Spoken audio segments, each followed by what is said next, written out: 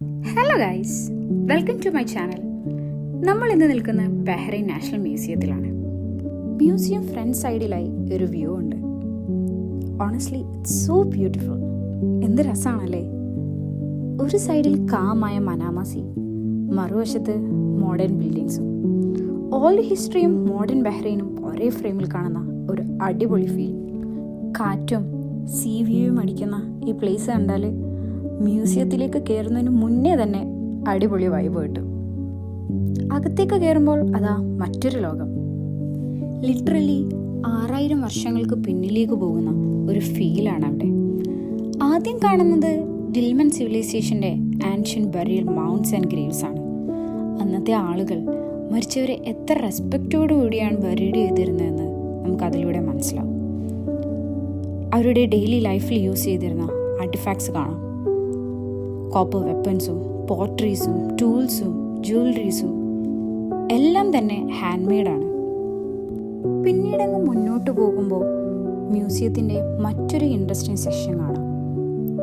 അവിടെ ബഹ്റൈനിലെ old island life എങ്ങനെയായിരുന്നു എന്നാണ് ഡോക്യുമെൻ്റ് ചെയ്തിട്ടുള്ളത്.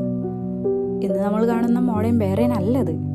സ്കൈ സ്കാപ്പേഴ്സും മോൾസും ഹൈവേസും വരുന്നതിന് മുമ്പുള്ള ബഹ്റൈൻ.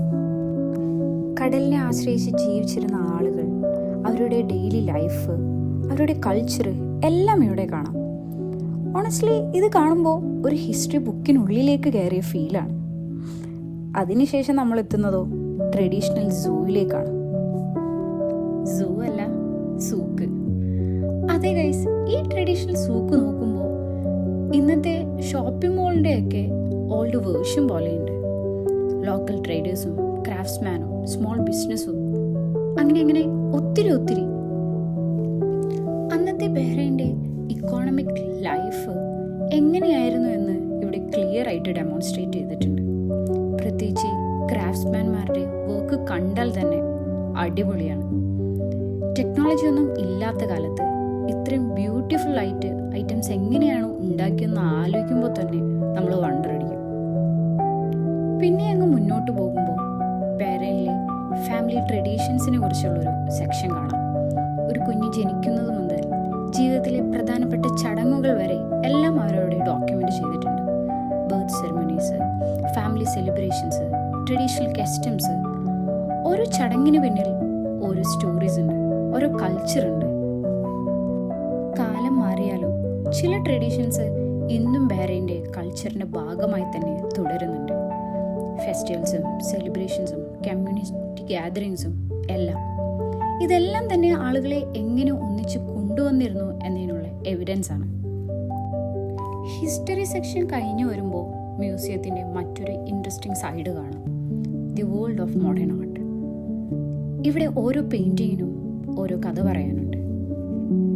ചില ആർട്ട് വർക്ക്സ് കണ്ടാൽ ഉടനെ മനസ്സിലാകും, ചിലത് കുറച്ച് നേരം നോക്കി നിന്നാലേ പിടികിട്ടതുള്ളൂ.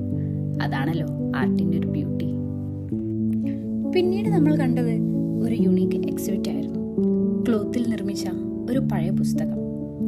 അതിൻ്റെ പേജസ് മുഴുവൻ മനോഹരമായ അറബിക് സ്ക്രിപ്റ്റ് കൊണ്ട് നിറഞ്ഞിരുന്നു. പ്രിന്റിംഗ് ടെക്നോളജി ഇന്നത്തെ പോലെ അഡ്വാൻസ്ഡ് അല്ലാതിരുന്ന കാലത്ത് നോളജ് എങ്ങനെ പ്രിസർവ് ചെയ്തിരുന്നു എന്നതിനുള്ള ഒരു beautiful എക്സാമ്പിളാണിത്.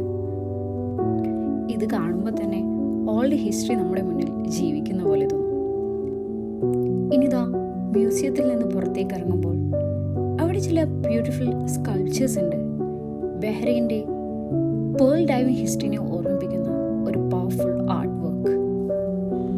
So Bahrain national museum എന്നത് ആർട്ടിഫാക്ട്സ് കാണാനുള്ള ഒരു സ്ഥലം മാത്രമല്ല, ബഹ്റൈൻ്റെ ഹോൾ സ്റ്റോറി ഒരിടത്ത് നിന്ന് തന്നെ കാണാൻ കഴിയുന്ന ഒരു അമേസിങ് ജേണി കൂടിയാണ്. അപ്പോൾ എങ്ങനെ പോകുമല്ലേ? For more videos, like, share and subscribe.